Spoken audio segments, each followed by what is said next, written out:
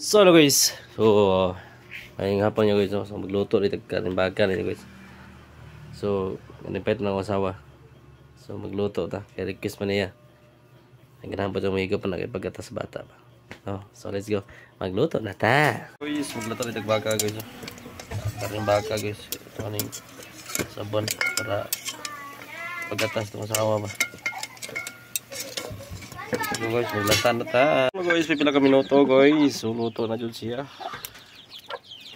Pangkumok yun siya. So, bati na ni. Ito na ibalin sa isa kaldero no. Let's go. So hello guys, ito na nabalhin sa kaldero no. Nabalhin na ito sa sod. Ito na maglata. So ano na siya ron. So ito na siya pabukalong guys. Timplahan na nato siya. Okay, asin na ba ito nabutang ang timplahan na nato ni siya ron. So piti-piti. Ang podo. Matik. Let's go guys. Moment of truth guys. Muna ni guys. Muna dyan siya. So nalata naman siya. Okay naman siya. Natimplahan na. Managtimpla no. So butangan na po ito si Bush Daunan eh.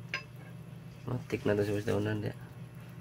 Tara guys. Pampinising ba. Pampiti-piti ang baho. Paano? Ayay. Oh.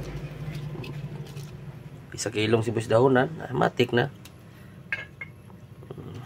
Okay. Kayong ginagmay. Ano ito sa pure guys, pure ba?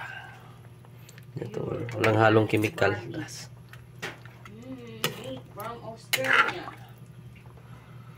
So, muna bukal naman siya. Matik na.